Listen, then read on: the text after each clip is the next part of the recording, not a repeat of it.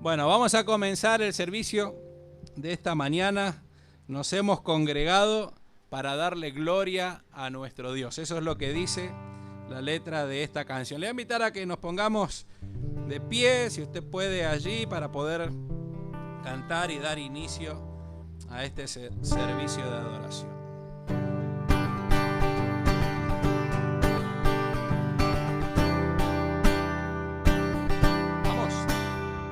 Nos hemos congregado en este día para darle gloria. La música tocamos. La música tocamos, las voces levantamos para darle honra. Un son de júbilo ha llenado este lugar con el propósito de su nombre levantar.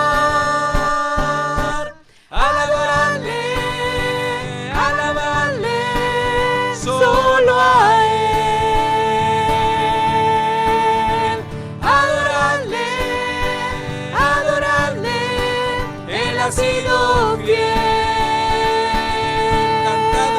Cantad la gloria de su nombre, pues es digno de exaltar. Declaremos a los pueblos de su amor y majestad, alabarle, adorar a Jesús el Rey. Las manos levantadas, corazones hacia el cielo esperando. Sin duda lo sabemos, que su presencia se está manifestando.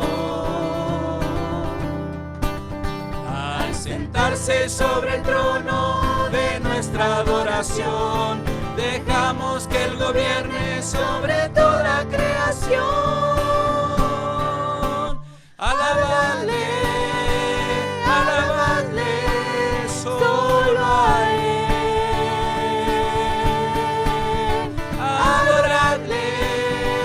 Adoradle, Él ha sido fiel. Cantad la gloria de su nombre, pues es digno de exaltar. Declaremos a los pueblos de su amor y majestad. Alabadle, solo a Él.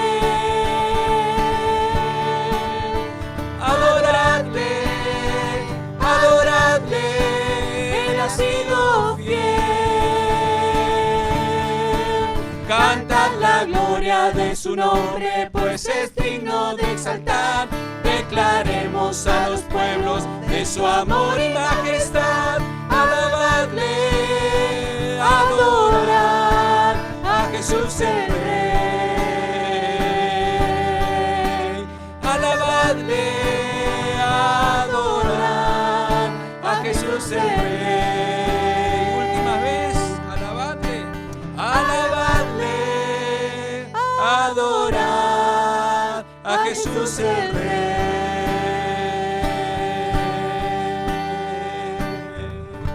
Amén. Y así puesto de pie vamos a tener varias lecturas bíblicas y le voy a pedir que el que se anime desde allí bien fuerte pueda leer. Es un versículo solo, bien cortito. Fíjense, vamos a empezar con el primero. Yo leo el primero y después otro lee el segundo. Alaba, alma mía, al Señor. Mientras yo viva, alabaré al Señor. Todos los días de mi vida le cantaré salmos. ¿Otro? Alabado sea Dios en su templo, alabado sea en la majestad del firmamento. Amén. ¿Otro? Abre, Señor, mis labios y mi boca proclamaré tu alabanza. Otro más.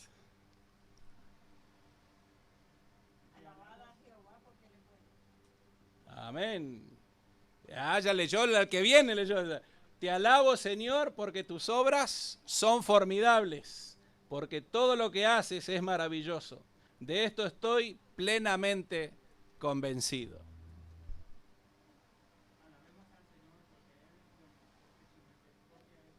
Amén. ¿Otro? Amén. Vamos todos juntos. Dios mío, en ti confío y alabo tu palabra. Señor, en ti confío y alabo tu palabra. Y hay un último versículo, si no me equivoco. Vamos todos juntos. Que te alaben los pueblos, Dios mío. Que todos los pueblos te alaben. Para eso hemos venido hasta este lugar. Para eso nos hemos congregado. Para alabar el nombre de Dios, para declarar a los pueblos su amor, su bondad, su misericordia, sus obras maravillosas para con todos nosotros. Y dice esta canción que tiene sus añitos: vine a adorar a Dios, vine a adorar a Dios, vine a adorar su santo nombre, vine a adorar a Dios, vine a adorar a Dios, vine a adorar a Dios, vine a adorar su santo nombre, vine a adorar a Dios. Él vino a mi vida un día muy especial, cambió mi corazón, me enseñó un camino mejor, y esa es la razón por la que digo que vine a adorar a Dios, vine a adorar a Dios, vine a adorar a Dios. Dios está aquí, tan cierto como el aire que respiro, tan cierto como la mañana se levanta el sol, tan cierto que cuando le hablo él me puede oír. Dios está aquí, aleluya, tan cierto como el aire que respiro, tan cierto como la mañana se levanta el sol, tan cierto que cuando le hablo él me puede oír, tan cierto que cuando le hablo él me puede oír, tan cierto que cuando le hablo él me puede oír.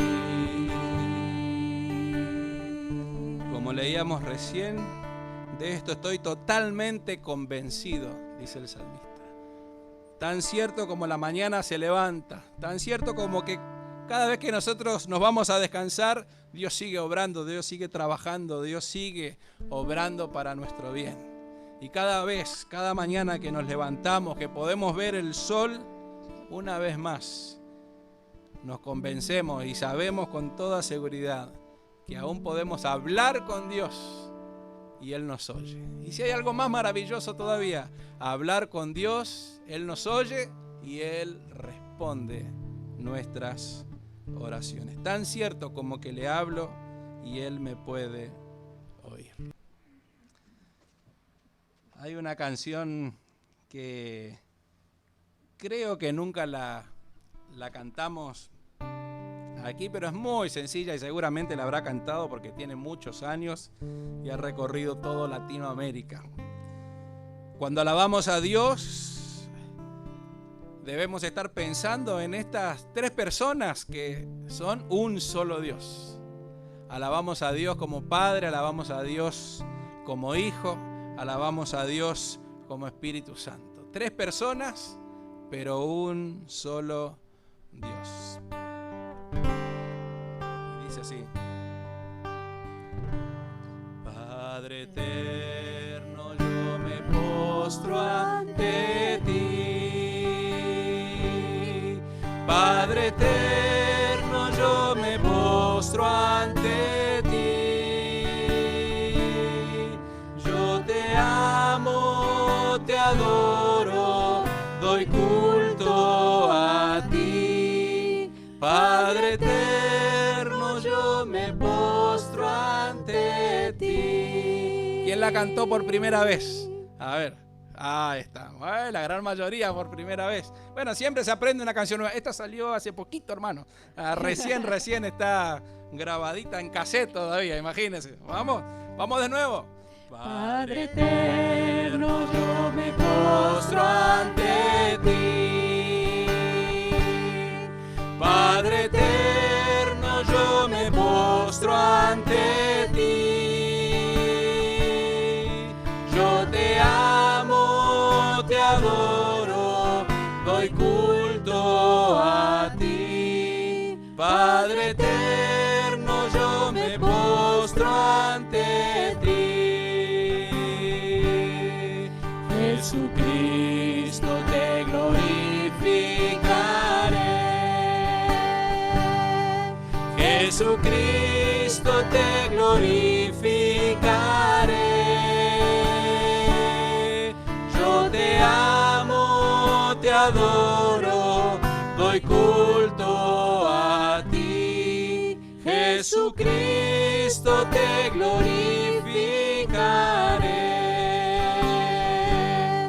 Santo Espíritu y Consolador, Santo Espíritu y Consolador, tú me guías, me ayudas y vives en mí. Santo Espíritu y Consolador, tres personas pero un solo Dios.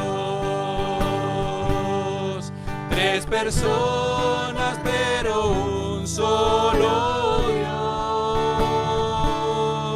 Tú me guías, me ayudas y vives en mí. Tres personas pero un solo Dios. Amén. Siempre es bueno aprender una nueva canción. Y esta es fácil de acordarse. Letras cortitas, frases que se repiten. Tres personas, pero un solo Dios. Tenemos la oportunidad de amarle, de obedecerle, de seguirle. Pero al mismo tiempo tenemos el privilegio que Él nos guía y nos ayuda constantemente. Sería muy difícil cumplir todo lo que Dios nos pide si no fuera con su guía, con su dirección, con su ayuda. Con nuestras fuerzas es imposible seguir a Dios. Pero si estamos dispuestos a amarle, a obedecerle, queremos hacerlo, con seguridad, su guía, su dirección, su ayuda estará con todos nosotros. Y les invito a buscar en sus Biblias, si no seguir la lectura bíblica, allí en la pantalla, el Salmo 139, los primeros 6 versículos. Señor, tú me has examinado y me conoces. Tú sabes cuándo me siento y cuándo me levanto. Desde lejos sabes todo lo que pienso. Me vigilas cuando camino y cuando descanso. Estás enterado de todo lo que hago. Todavía no tengo las palabras en la lengua y tú, Señor, ya sabes lo que estoy por decir. Tu presencia me envuelve por completo. La palma de tu mano reposa sobre mí. Saber esto rebasa mi entendimiento es tan sublime que no alcanzo a comprenderlo. Repito el 5, tu presencia me envuelve por completo. La palma de tu mano reposa sobre mí. Dejemos el día de hoy que la presencia del Señor nos envuelva por completo. Que sea su mano, su diestra, la que está sobre nosotros, su mano, la que nos sostiene en todo tiempo. Vamos a escuchar una música especial que va a estar dirigida por Patri el día de hoy. Y preparemos así también nuestros corazones para escuchar la palabra de Dios. Así como leíamos, Señor, yo alabo tu palabra. Que podamos prepararnos para escuchar la palabra de Dios para todos nosotros.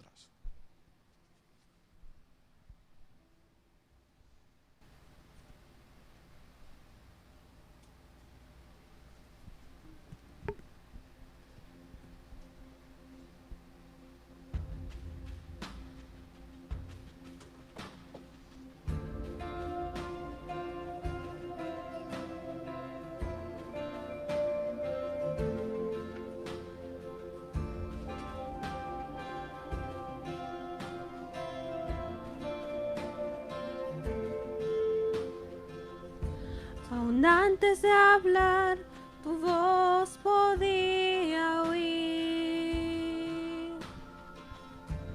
Has sido tan bueno para mí. Antes de respirar, soplaste tu aliento en mí. Has sido tan bueno para mí. Tu amor me envuelve, me sostiene, amor sin condición. Me persiga y deja las 99 y va por mí. No puedo ganarlo ni merecerlo. Tu amor se entregó por mí. Tu amor me envuelve, me sostiene, amor sin condición.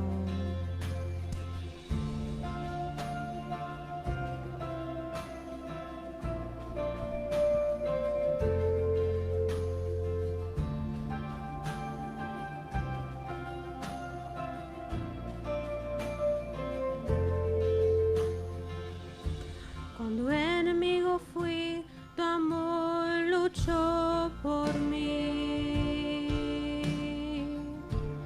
Has sido tan bueno para mí.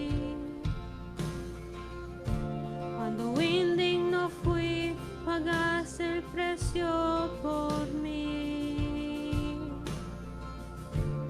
Has sido tan bueno para mí. Tu amor me envuelve, me sostiene, amor sin condición. Me persiga y deja las 99 y va por mí. No puedo ganarlo ni merecerlo. Tu amor se entregó por mí. Tu amor me envuelve, me sostiene, amor sin condición.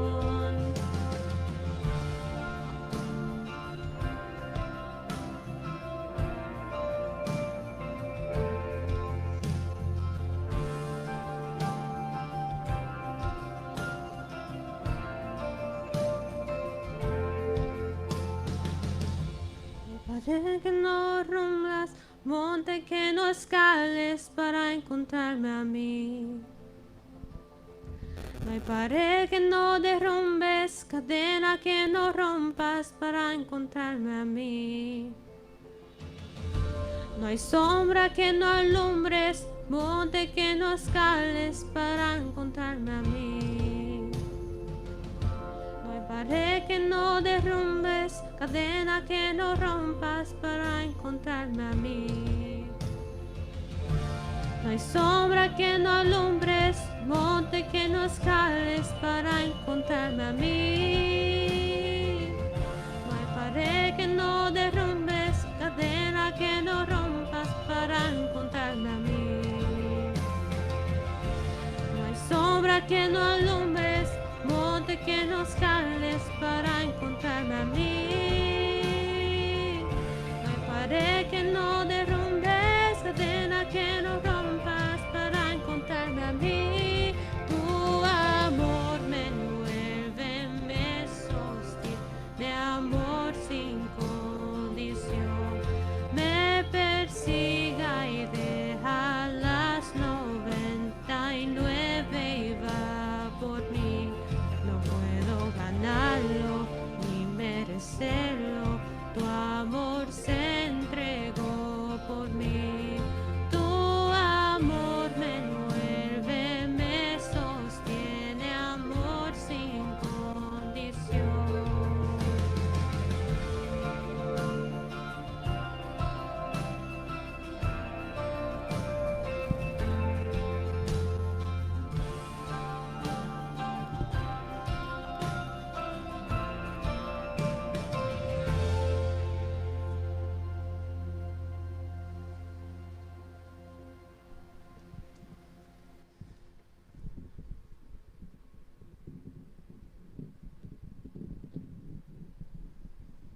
El amor del Señor nos envuelve, nos rodea por completo. No hay manera que uno pueda hacer, no hay nada que uno pueda hacer para ganarse el amor de Dios. Y aunque parezca mentira, no hay nada que uno pueda hacer para que Dios deje de amarnos. El amor de Dios siempre está con nosotros porque Él es amor. Dios es amor. No puede ir en contra de su propia naturaleza. Él nos ama. Ahora, eso no quiere decir que todos hagamos lo que a Él le agrada. Que todos caminemos en los caminos que Él quiere que caminemos. Que todos seamos como Él quiere que seamos. Pero su amor nos envuelve. Su amor está con nosotros siempre, aun cuando estamos lejos de Él, como estamos aprendiendo en esta lectura de Lucas capítulo 15.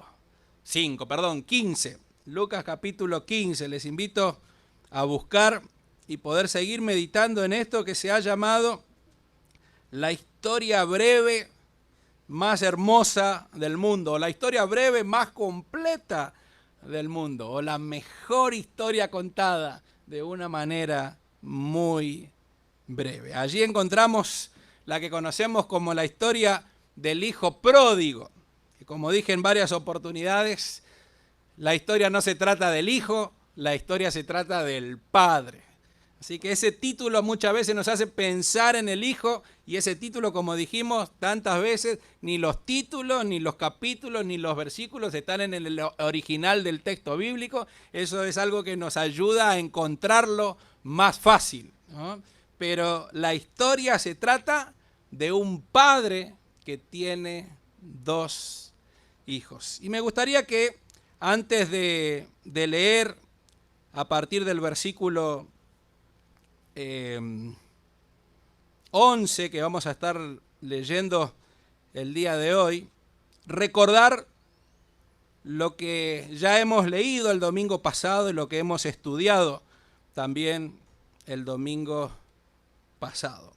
Y tiene que ver con que estas tres parábolas que Jesús cuenta, las tenemos que ver siempre juntas.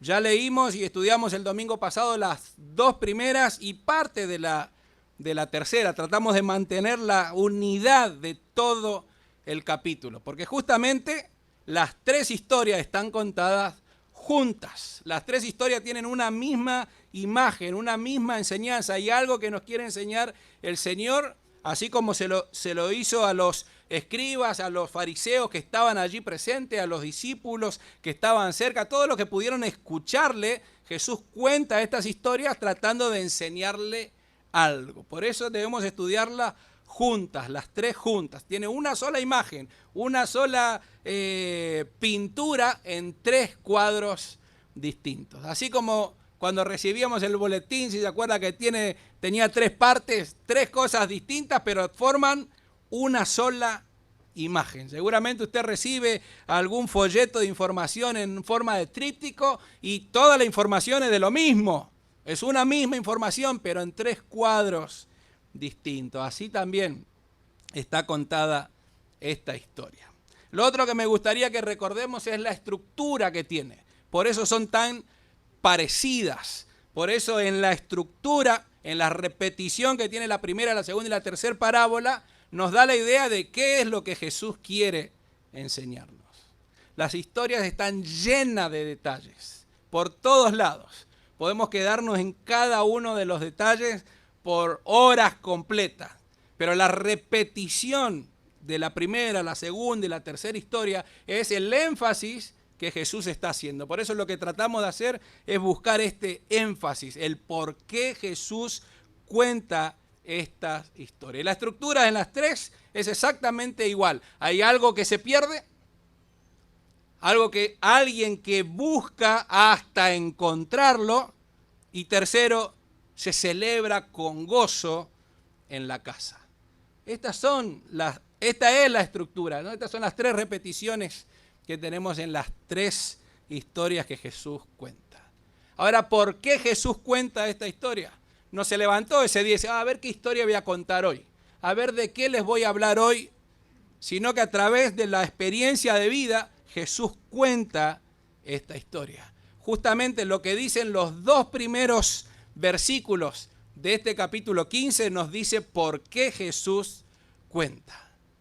Se le acercaron a él y dice, todos los publicanos y pecadores se acercaban para oír al Señor Jesús. Y al mismo tiempo se acercaban fariseos y escribas y se quejaban, murmuraban delante del Señor diciendo, así de manera despreciativa, se junta, recibe y come con publicanos y pecadores. Esa era la murmuración.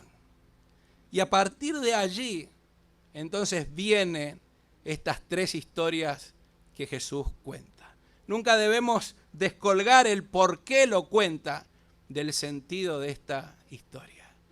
Si estos religiosos de esa época se asombraban por qué Jesús recibía a pecadores, en estas tres historias Jesús les tapa la boca y le rompe la manera de pensar, diciendo Dios no solamente recibe a pecadores, sino que los busca intencionalmente, los busca con toda su fuerza, anda constantemente buscando restaurar aquello que se ha perdido. Y cuando lo encuentra, se goza, celebra, hay fiesta. Por eso vamos a ver el contraste que hay entre la actitud de los fariseos y los escribas y la historia que Jesús cuenta de cómo es nuestro Dios. Qué diferente es Dios a todos nosotros. No solamente a los fariseos y a los escribas, a todos nosotros. Dios es muy diferente. Lucas capítulo 15, a partir del versículo 11. Leamos entonces. Jesús también dijo, un hombre tenía 2 hijos. Y el menor de ellos le dijo a su padre, Padre, dame la parte de los bienes que me corresponde. Entonces el padre les repartió los bienes. Unos días después, el hijo menor juntó todas las cosas y se fue lejos, a una provincia apartada. Y derrochó, despilfarró, dilapidó sus bienes, dilapidó sus bienes, llevando una vida perdida, viviendo perdidamente. cuando ya lo había malgastado todo, sobrevino una gran hambruna en aquella provincia y comenzó a pasar necesidad. Se acercó entonces a uno de los ciudadanos de aquella tierra, quien le mandó a sus campos para cuidar a los cerdos. Y aunque deseaba llenarse el estómago con las algarrobas que comían los cerdos, nadie se las daba. Finalmente recapacitó. Volviendo en sí, dijo: ¿cuántos jornaleros en la casa de mi padre tienen pan en abundancia? Y yo aquí me estoy muriendo de hambre. Pero voy a levantarme e iré con mi padre y le diré: Padre, he pecado contra el cielo y contra ti, y no soy digno ya de ser llamado tu hijo. Hazme como uno de tus jornaleros. Y así se levantó y regresó con su padre. Todavía estaba lejos cuando su padre lo vio y tuvo compasión de él. Corrió entonces, se echó sobre su cuello y lo besó. Y el hijo le dijo: Padre, he pecado contra el cielo y contra ti, y no soy digno ya de ser llamado tu hijo. Pero el padre le dijo a los siervos: traigan la mejor ropa y vístanlo. Pónganle también un anillo en su mano y calzados en sus pies. Vayan luego a buscar el becerro gordo y mátenlo y comamos y hagamos fiesta. Porque este hijo mío estaba muerto y ha revivido. Se había perdido y lo hemos hallado. Y comenzaron a regocijarse. El hijo mayor, claro, tenía 2 hijos. Así comenzaba la historia. Un padre tenía 2 hijos. Podría haberse quedado allí la historia y nos hubiésemos preguntado qué pasa con el segundo. Pero es aquí este final de la historia el que responde los 2 primeros versículos, el que le da la conclusión y el cierre definitivo de esta historia. El hijo mayor estaba en el campo y cuando regresó llegó cerca de la casa, oyó la música y las danzas. Entonces llamó a uno de los criados y le preguntó qué estaba pasando. El criado le respondió: tu hermano ha vuelto y tu padre ha ordenado matar al becerro gordo porque lo ha recibido sano y salvo. Cuando el hermano mayor escuchó esto, se enojó tanto que no quería entrar. Así que su padre salió a rogarle que entrara. Pero el hijo mayor le dijo a su padre: aunque llevo tantos años de servirte y nunca te he desobedecido, tú nunca me has dado siquiera un cabrito para disfrutar con mis amigos. Pero ahora viene este hijo tuyo, que ha malgastado tus bienes con rameras y has ordenado matar el becerro gordo para él. El padre le dijo: hijo mío, tú siempre estás conmigo y todo lo que tengo es tuyo. Pero era necesario hacer una fiesta y regocijarnos porque tu hermano estaba muerto y ha revivido. Se había perdido y lo hemos hallado. Allí es donde Jesús termina esta historia. Pero me gustaría que pensemos en algunas cosas que vemos a lo largo de este pasaje.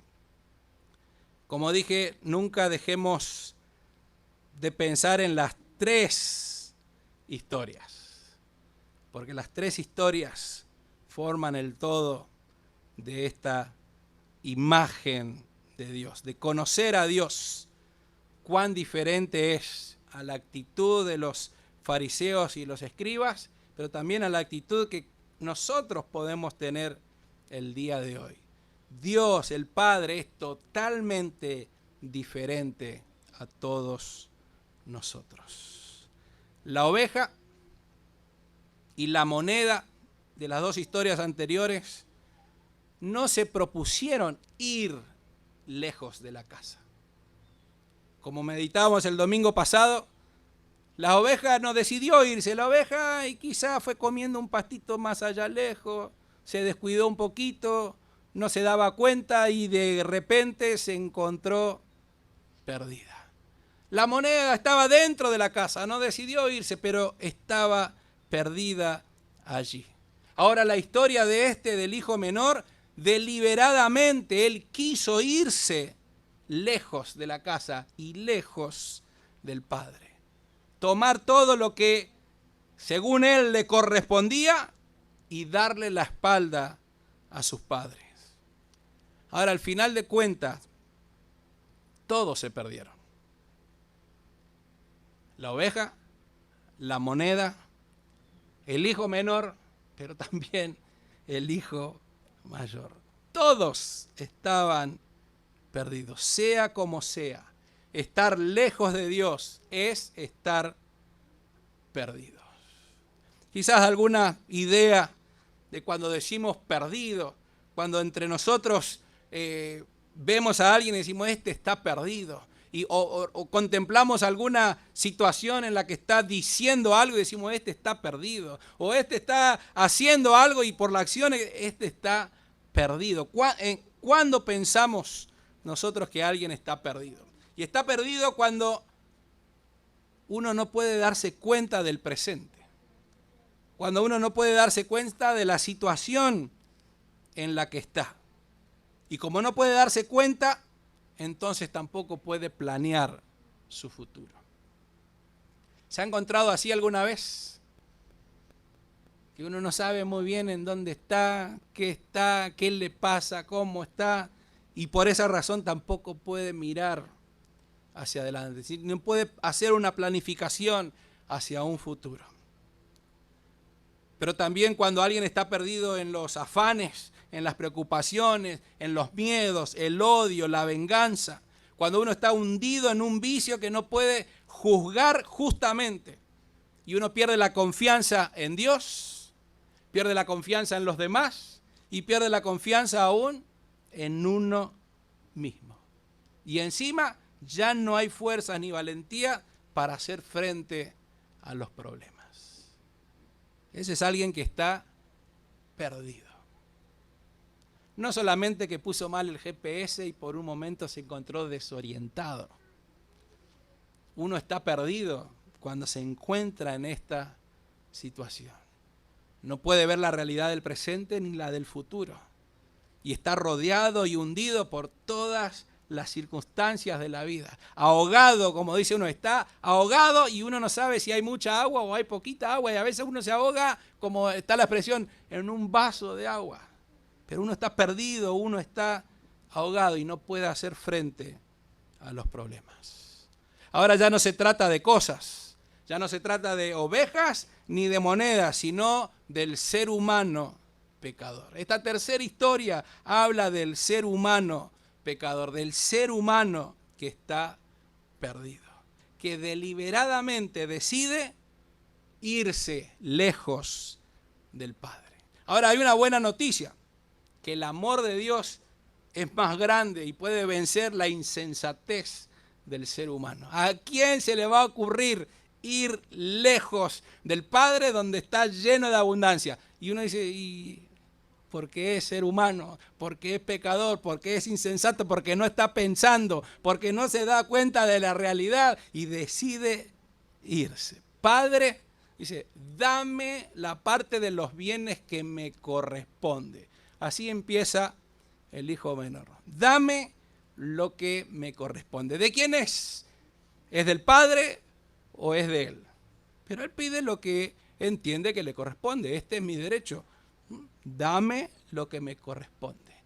Evidentemente, el padre le da todo lo que le corresponde y inmediatamente, o pasado el tiempo, como dice el pasaje, se ve que lo hace efectivo al dinero, porque había propiedades, había campos, había terreno, lo hace efectivo y se va entonces con todo el efectivo lejos de la casa del Padre.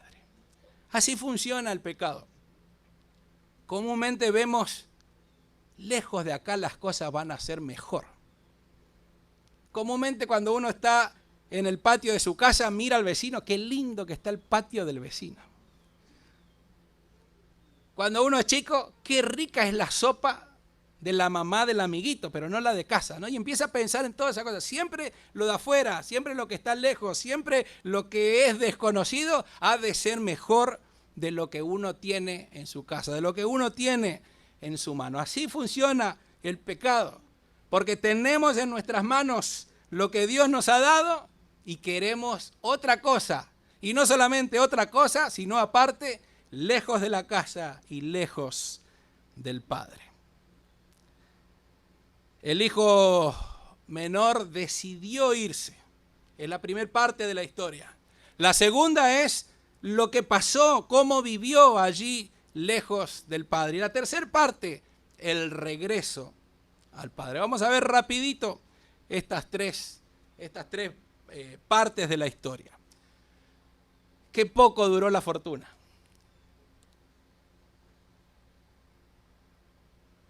Es cierto que no la ahorraba, que no la guarda, que no la invertía. El texto dice que la malgastó su dinero. Pero llegó el día en el cual, habiéndolo malgastado todo, como dice la frase, sobre llovido mojado, encima vino una gran hambruna, una crisis económica en aquel país. ¿Alguna vez vivió una crisis económica? No me diga la crisis económica de Estados Unidos, porque esas no son crisis. Si vivió en crisis económica de Estados Unidos, en la cual en vez de comprarse un auto nuevo, se compra un auto usado, no es crisis. Si me dice que en vez de irse de vacaciones a otro país, se va de vacaciones a otro lado, no me diga crisis, ¿no? Si me dice que en vez de comer 4 veces o 6 veces, come 3 veces, eso no es crisis. No me hable de esa crisis. Estoy hablando de las crisis en las cuales no encuentra nada. Ese es el tipo de crisis que aquí está marcando. Se había despilfarrado todo su dinero y encima una crisis económica en la cual se empezaba a morir de hambre. Y no había nada peor para un judío el poder acercarse a otra persona, aunque ya había decidido irse lejos. Ya esa actitud estaba mal para el resto de los que estaban escuchando la historia. Ir a pedir ayuda a alguien. Pero la desesperación era tal que pedía esta ayuda y pidió esta ayuda. Y cómo Dios va aún guiando y dirigiendo a aquel que está perdido. Aquel hombre le decidió dar un trabajo en su campo y que apacentara cerdos. Algo terrible para un judío, no lo podría hacer, estaba prohibido para ellos. Pero eso era lo único que tenía, la desesperación era tal que no queda otra opción. No podía decirse, no tiene otro tipo de trabajo, porque no había otro tipo de trabajo. La crisis había llegado, él había despilfarrado todo y ahora se encuentra sin nada. Y cuando da de comer a los cerdos, le da ganas de comer lo que comían los cerdos. No solamente que era indigno estar con los cerdos, desear comer lo que comen los cerdos, solamente aquel que vivió en el campo o estuvo cerca de un chiquero, sabe lo que huele el chiquero. Y sabe lo que comen los cerdos.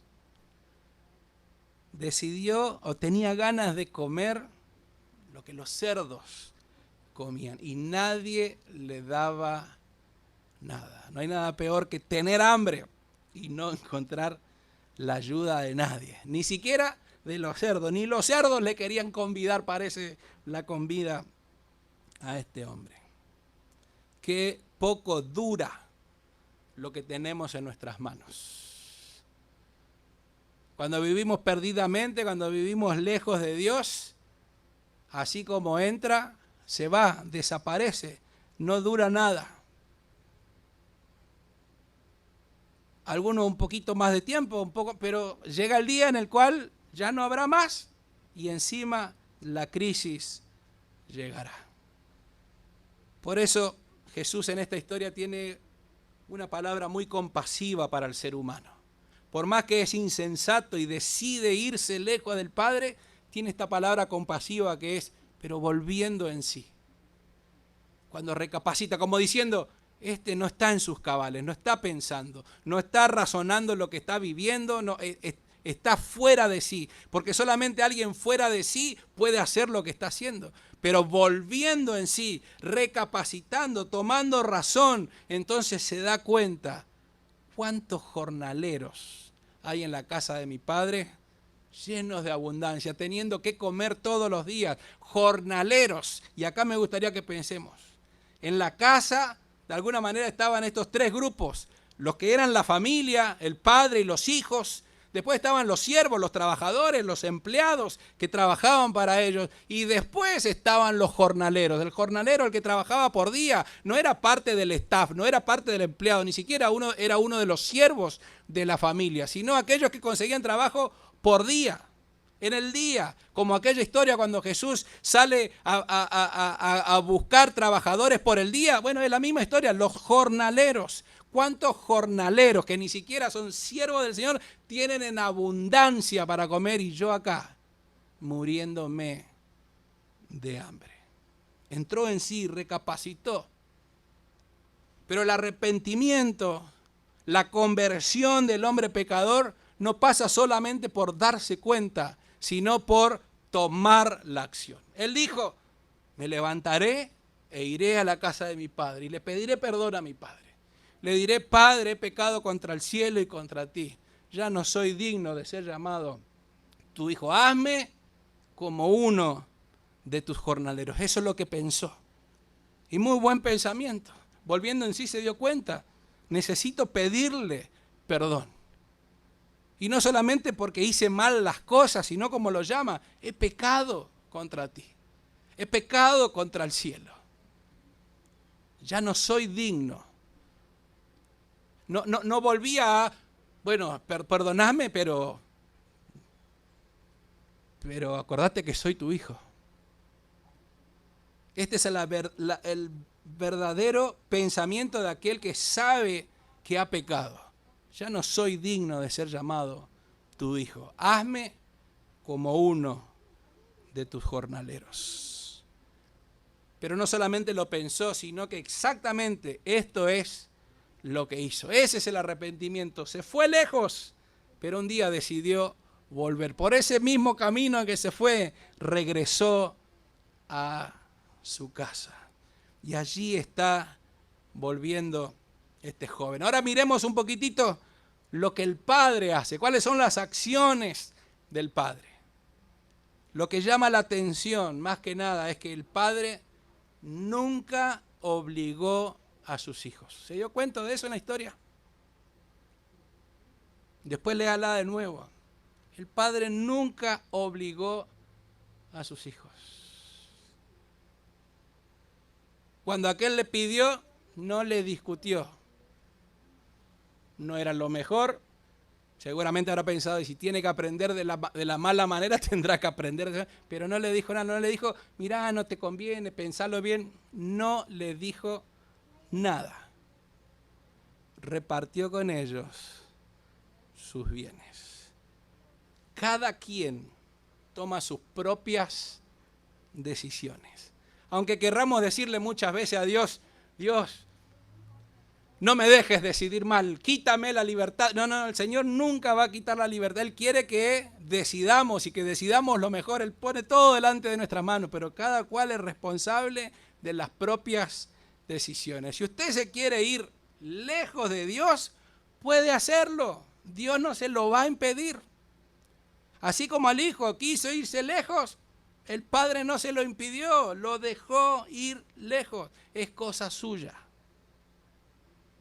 Ahora, de la misma manera, si usted quiere quedarse, también puede hacerlo. Si usted decide, puede hacerlo, pero también es cosa suya.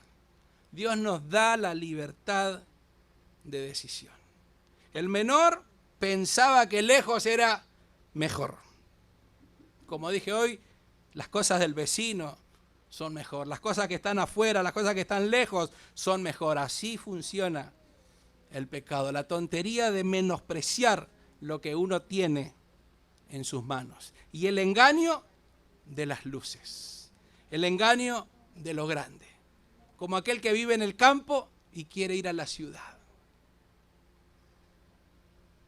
Yo he escuchado muchas veces esta expresión de los distintos países que hemos venido a Estados Unidos. Y en muchos he escuchado la misma frase. Ahí es la perdición de esos hermanos. ¿La escuchó alguna vez? Que allá era cristiano y acá se perdió. ¿Sí o no? ¿No se parece mucho a esta historia? Por eso es la mejor historia de una manera breve. Todos nos vamos a sentir representados en algo de la historia. Pero aquellos también que están metidos en las grandes ciudades y por más que estén rodeados, están solos y están perdidos.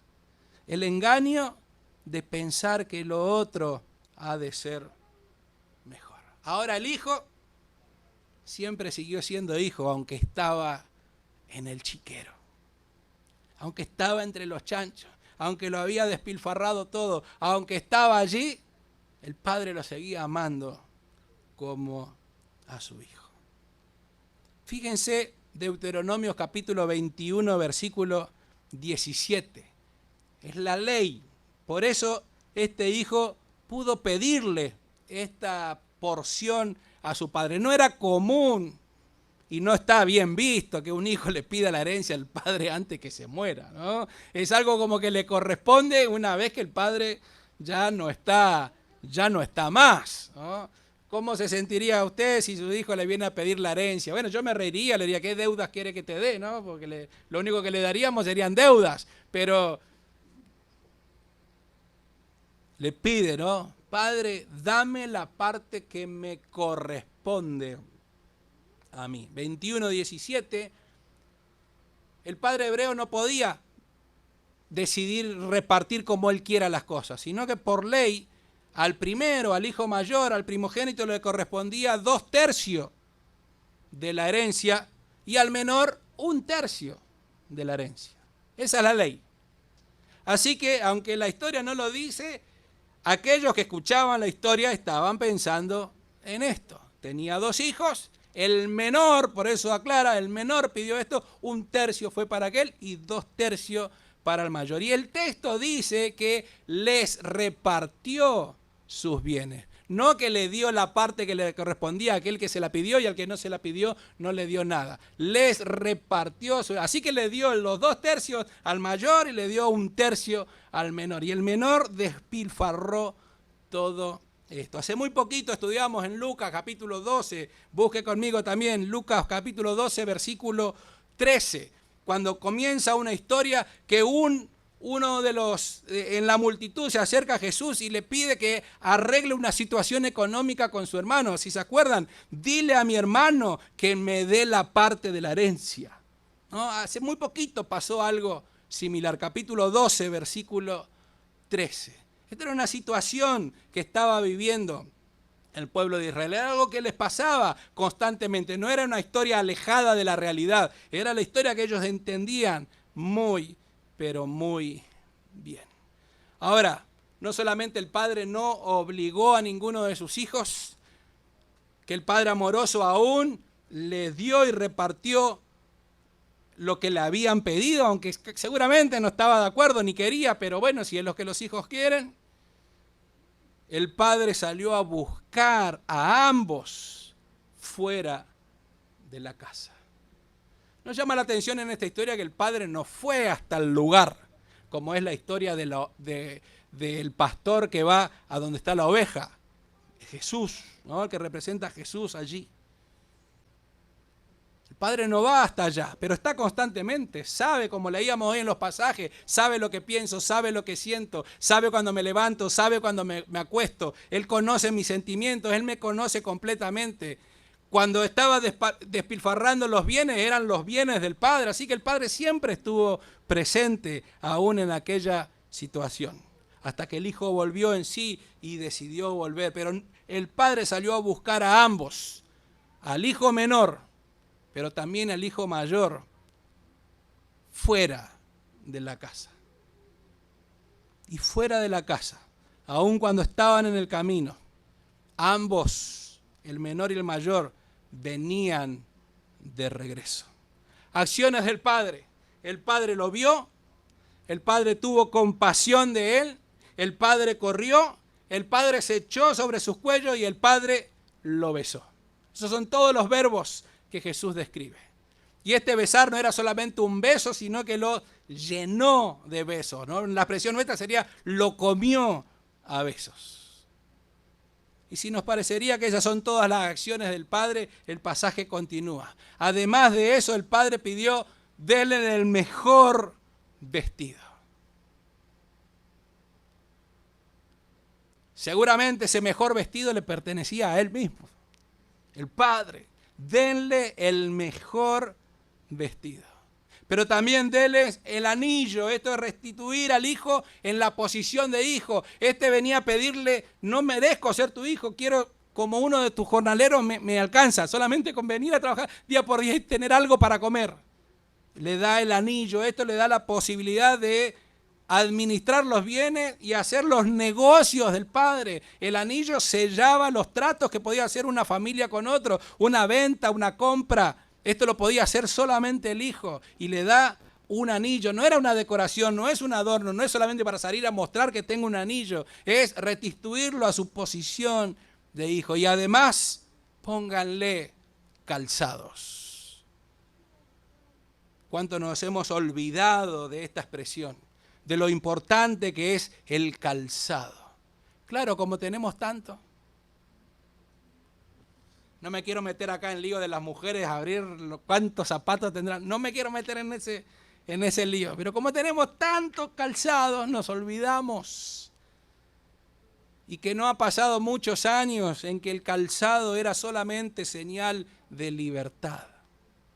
Señal de aquel que era libre. Los esclavos, los siervos no tenían calzados. Solamente los hijos usaban calzados.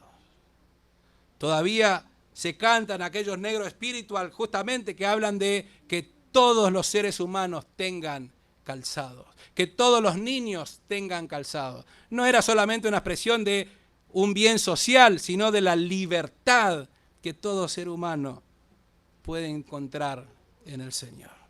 Denle el mejor vestido, denle el anillo, póngale el calzado. Y todavía sigue. Y es, maten el becerro gordo, el que está preparado, no que elijan cualquiera, el becerro gordo, el que está preparado para estas ocasiones especiales, que ya lo venían engordando, que ya lo tenían preparado para cuando llegue una ocasión especial, se utiliza este becerro gordo. Bueno, ese becerro es el que el Padre pide que lo maten, que coman juntos y que hagan fiesta, que celebren todos juntos. Y en medio de esa fiesta, me gustaría que pensemos en lo siguiente. El Padre no preguntó por la herencia desperdiciada. ¿Vio qué diferente es Dios que con cualquiera de nosotros? Seguramente si la historia sería de otro padre, sería, ¿y qué hiciste con lo que te di? ¿En qué lo gastaste? ¿En qué usaste? ¿No le diría eso a usted? El Padre no preguntó por la herencia desperdiciada, solamente lo aceptó como hijo. No aceptaba otra condición como jornalero, no, bueno, algo te voy a hacer un lugarcito, no. En el Padre está el amor, este es mi hijo. Y aunque despilfarró la herencia, lo acepta como hijo y no acepta otra posición que no sea como hijo. Y si usted se da cuenta, el Padre le devolvió al hijo más de lo que el hijo había gastado. Vestido, anillo, calzado. Lo pone en la posición en la misma que estaba antes. Este es verdaderamente un Padre amoroso. Pero nos encontramos con la triste historia que continúa la historia de Jesús. Podría haber terminado allí, fabuloso, sería una película de Disney, ¿no? Pero no es Disney, continúa la historia. Y si encontró perdón y aceptación en el Padre, encuentra el enojo y el desprecio del hermano. A partir del versículo 25 al 32 tenemos el hermano mayor. Y acá Jesús se está refiriendo directamente a los escribas y los fariseos de los dos primeros versículos. Ellos se sienten identificados con esta historia. Porque el hijo mayor adopta una reacción totalmente contraria a la del padre. Todo lo que el padre hizo, el hermano mayor hizo todo lo contrario. Todas las actitudes son contrarias. El padre busca y este no quiere saber nada. El padre encuentra y se alegra y este se enoja. Es todo al revés. El padre hace fiesta y este no quiere ni entrar a la fiesta. Todo al revés. Si usted se da cuenta allí, se enoja y no quiere entrar. Estaba enojado de verdad, ¿no? Y uno se preguntaría, ¿y tiene razón con estar enojado?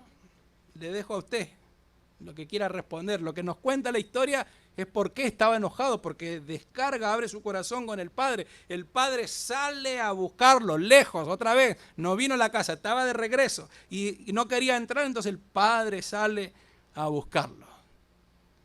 Y fíjense, allí encontramos rebeldía. El padre le dice que entre y no quiere entrar. Encontramos que el hijo es mentiroso, porque le dijo, yo te he obedecido siempre, no te he fallado en ninguno de tus mandamientos. Mentiroso, ahí mismo ya le estaba fallando en el desobedecer, ¿no? Pero seguramente a lo largo de la vida le ha desobedecido en un montón de veces. Egoísta. Haces una fiesta con este y conmigo, ni siquiera un cabrito. El cabrito era el animal más pequeñito que podía haber. ¿Y usted cree que nunca haya comido nada este hijo? Que nunca haya hecho con la abundancia que había y encima con lo que el padre le dice, y si todo lo mío es tuyo, lo has comido, Y después viene la calumnia, empieza a hablar mal aún de su propio hermano, que nunca lo llamó hermano. Y se da cuenta, nunca lo llama hermano, le dice, tu hijo. Y el padre le responde, tu hermano. El hermano mayor lo desprecia, pero el padre le recuerda que es su hermano. Rebeldía, mentira, egoísmo, enojo. Ahora, el enojo del hermano mayor no es con el hermano menor. El enojo es con el padre, si se dan cuenta. Es tu hijo, mira lo que hace. Yo te di esto y tú nunca me diste nada. Yo me quedé acá y nunca me hiciste ni siquiera un cabrito. No, el enojo es con el padre, la desobediencia es con el padre. Al que no acepta es al padre. Así que aquel que se quedó allí y decidió quedarse en la casa estaba tan perdido como el hijo que se había ido, aunque estaba en la casa. Igual que la moneda, se había perdido, pero dentro de la casa. Uno puede estar viviendo con alguien y estar lejos. Uno puede estar en la misma casa y estar lejos del padre. Esto le pasó al hermano mayor, al hijo mayor de este padre que tiene 2 hijos. Al final de cuentas, rechazó a su hermano, rechazó la fiesta y rechazó a su padre. ¿Cuál de los dos estaba mejor? Bueno, esa pregunta no la puedo hacer porque Jesús no la hizo. Fíjense que Jesús no termina como muchas veces sí terminó sus historias y su parábola, haciéndole una pregunta a aquellos que le estaban escuchando. ¿Cuál de los dos? ¿Quieren ir conmigo rápido? Mateo 21, versículos 28 al 31. Jesús cuenta una historia muy parecida. Y dice que un padre, igual, un padre tenía 2 hijos. Y a ver cuál de los 2 hizo la voluntad del padre. Así termina la historia que cuenta Mateo, capítulo 21, versículos 28 al 31. Dice, Jesús le preguntó, ¿qué les parece? Un hombre tenía 2 hijos y se acercó al primero y le pidió, hijo, ve hoy a trabajar a mi viña. Y el primero le respondió, no quiero. Pero después se arrepintió y fue. Luego se acercó al otro hijo y le pidió lo mismo. Y éste le respondió, sí, Señor, yo voy. Pero no fue. Y ahí hace la pregunta, ¿cuál de los 2 hijos hizo la voluntad del Padre. ¿Se dan cuenta que en otras oportunidades Jesús hace la pregunta? En todas las parábolas termina haciendo esta pregunta. Acá en esta no la dice. Mantiene el suspenso. Queda todo allí el criterio de aquellos que están escuchando. Pero aquí es, ¿cuál de los dos hijos hizo la voluntad del Padre? Y ellos respondieron, el primero. Entonces Jesús les dijo, de cierto les digo, que los cobradores de impuestos y las rameras les llevan la delantera hacia el reino de Dios. Terrible historia. Estos que se quejaban porque Jesús estaba con publicanos y pecadores, el hijo mayor que dijo que el hermano habría despilfarrado en rameras todo su dinero, el dinero del padre, porque por lo menos en eso estaba correcto, el dinero, tu dinero, le dice, no el dinero de él, tu dinero. Y acá Jesús le termina diciendo a los escribas y fariseos también, fíjense que los cobradores de impuestos y las rameras le llevan la delantera hacia el reino de los cielos. Lo que estamos estudiando en Lucas, capítulo 11, versículo 52, Jesús había hecho los ay de ustedes a los fariseos y a los escribas. 11:52, ay de ustedes, intérpretes de la ley, porque se han apoderado de la llave del conocimiento, y ni ustedes entraron, y a los que sí querían entrar, se lo impidieron. Fíjense si no es parecida todo lo que Jesús fue contando a lo largo de este caminar hacia Jerusalén, si no concuerda con toda esta historia del capítulo 15.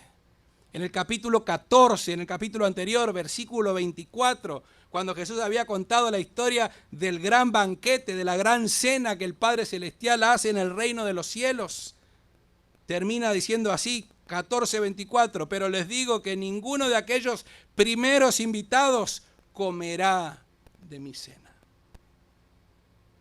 Jesús ya lo había dicho a lo largo del camino, por eso en este momento que termina de contar la historia del padre amoroso que tenía 2 hijos, no le preguntó nada a nadie, solamente contó la historia del hijo menor que despilfarró todo, pero se arrepintió y regresó. Y el hijo mayor, que también estaba perdido dentro de la casa, que no quería entrar, que estaba enojado. Y cuando uno está enojado no solamente no entra, si dice, tampoco quiere que los otros entren. En vez de alegrarse, se enoja. Qué diferente somos al Padre. Adentro de la casa, una gran fiesta y gozo por el hijo recuperado. Afuera de la casa, un hijo refunfuñón que no quiere entrar. Un hijo dentro del reino y un hijo fuera. Y un padre con el corazón partido. Qué curioso, otra vez, que Jesús deja el final en suspenso. ¿A quién nos parecemos más? ¿Al hijo menor, al padre, al hijo mayor? Lamentablemente a lo largo de la historia, los primeros pasos de la iglesia cristiana, aún a los judíos creyentes, aquellos que creían en Cristo Jesús, le costó muchísimo aceptar a aquel que no era judío, especialmente lo que llamamos los judaizantes. Todas las cartas de Pablo nos hablan de esto. ¿Cuánto le costó al judío aceptar al hijo menor, al hermano menor? Si ustedes se acuerdan, el apóstol Pedro, que no era fariseo, le cuesta tanto aceptar la guianza del Espíritu Santo de ir a ver a Cornelio, de ir y comer con él y hablar con él. Y los años siguen pasando y la historia sigue siendo la misma. ¿A quién nos parecemos más? Sin duda que lo mejor sería ser como el Padre amoroso. Pero en sí recibimos todo lo del Padre, tenemos todo lo del Padre. Por eso decíamos al principio, la buena noticia es que el amor del Padre es más grande que la insensatez del ser humano. Aquel que vuelve en su camino arrepentido a la casa del Padre, con un verdadero arrepentimiento, porque no venía a pedir nada. La conversación era totalmente distinta. La primera, dame lo que me corresponde. Ahora, hazme al menos uno de tus jornaleros. El arrepentimiento genuino, el Padre tiene el vestido, el anillo, el calzado, el becerro preparado, el correr, el abrazarlo, el besarlo, el seguir siendo este hijo. Se había perdido y es encontrado, pero había dicho primero, estaba muerto y ha vuelto a la vida. Yo le voy a invitar a que inclinemos nuestros rostros delante del Señor el día de hoy. Y si hay oportunidad de hablar con el Padre, que podamos hablar como este hijo arrepentido. Que no sean nuestras conversaciones como la del hijo que le reclama sus bienes. Que no sean nuestras oraciones como la del hijo que se enoja por lo que Dios está haciendo con otros. La oración del hijo arrepentido es la posibilidad de gozarnos con el Padre. De entrar a la casa, aunque no lo merezcamos, y gozarnos porque el Padre amoroso nos recibe. Señor, gracias por tu palabra escrita. Como leíamos en el Salmo hoy, alabamos tu palabra. Es tu palabra nuestra guía y dirección. Es tu palabra la que nos exhorta, es tu palabra la que nos corrige. Es tu palabra la que nos anima a seguir adelante. Es tu palabra la que nos hace ver cuando estamos bien o estamos mal. Señor, que podamos pararnos frente al espejo de tu palabra día a día y acomodar nuestra vida como tú quieres que vivamos. Señor, perdona nuestras actitudes, perdona nuestras decisiones, perdona nuestras acciones, perdona nuestras reacciones cuando éstas no reflejan el amor con el que tú nos tratas. Señor, que al estar en tu presencia, al estar envueltos en tu presencia, al estar envueltos en tu amor y con tu mano nos sostiene, Señor, podamos reflejar este amor a todos los que aún necesitan conocerte. De todos aquellos que aún viven perdidamente.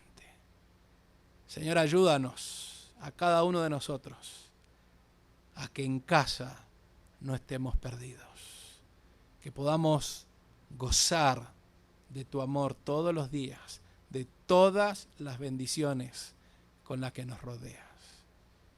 En el bendito nombre de Cristo Jesús, nuestro Señor y nuestro Salvador. En el nombre de Jesús oramos. Amén. Amén. Bueno, en la semana seguiremos recibiendo algunos devocionales cortitos. Uno trata de hacer lo más corto posible, pero hay cosas que no se pueden evitar. Pero téngalo ahí, después lo borra. No lo deje para que le llene su teléfono, después lo va borrando. Pero poder ir meditando en pequeñas porciones de esta historia. Como dije, está llena de detalles y vimos algunos muy, pero muy pocos. Algunos anuncios que tienen que ver con la vida de la iglesia. Como ya saben, estamos reunidos aún de esta manera, de manera presencial, pudiéndolo hacer dentro del edificio. Veremos cuando tengamos la oportunidad y posibilidad de utilizar otro espacio, pero por el momento seguimos aquí y seguiremos con estas mismas indicaciones, que agradecemos que todos lo están respetando. Veo que todo el mundo está con su barbijo, con su mascarilla, nos ayuda a que todos podamos estar bien. Mantenemos la distancia, excepto ahí la hermana Lupita que se acercó a Israel. Mantener la distancia, que también nos ayuda a todos, hermanos. Seguimos en un estado de pandemia que, si usted mira la noticia, algunos lugares, algunos datos son alarmantes, ¿no? Así que sigamos orando para que nos cuidemos unos a otros. Cuidemos y oremos por nuestros hijos que comienzan las clases en todas las edades. Allí donde están, pónganse de pie los que comienzan la escuela, ya sea el kinder, primero, middle school, high school, la universidad, continúan las clases. A ver, pónganse de pie todos los que están estudiando. Vamos, vamos, pónganse de pie. Vamos, Luquita, Patricia, eso. ¿Va a seguir estudiando, Jancy? ¿Otra vez? Siga, no se para. Vamos todavía, vamos. Adrianita allí. La Caro se paró. Ay, se me sentó. Yo estaba contento que iba a agarrar. Pero bueno. Los padres, queden separados. Los padres que anden por así cerca, pónganle la mano ahí en el hombro, en la cintura, en la mano, la agarran, la abuela, la abraza así y oremos por ellos. Si usted tiene presente en la mente algún ser querido que está comenzando las clases, también oremos por ellos. Señor y Padre nuestro, gracias por las ricas bendiciones que gozamos en ti todos los días, sin merecerlo. Señor, tú nos sigues amando, tu misericordia sigue siendo nueva cada mañana, tu fidelidad está con nosotros en todo tiempo. Hoy, Señor, queremos darte gracias por la vida de nuestros hijos. Oramos por ellos. Oramos para que sus vidas estén cuidadas y tomen las mejores decisiones en sus vidas. Oramos para que la insensatez del ser humano, como en la historia que leímos hoy, no sea la decisión que ellos toman, sino que decidan estar cerca tuyo, amarte, obedecerte en todos tus caminos, porque no hay mayor gozo, mayor alegría que gozar de todos los bienes que tú nos das. Por eso, Señor, en esta edad en la que está cada uno de ellos, rogamos tu cuidado sobre sus vidas, especialmente ahora al empezar las clases. Señor, dales inteligencia, dales sabiduría para poder retener todo lo que aprendan, para poder, Señor, ponerlo en práctica, todo aquello que es de bendición para sus vidas. Poder, Señor, tener la sabiduría que solamente viene de ti, de poder observarlo todo, pero retener lo bueno. Señor, ayúdanos como Padre a guiar a nuestros hijos, ayúdanos como Padre a ser ejemplo para ellos.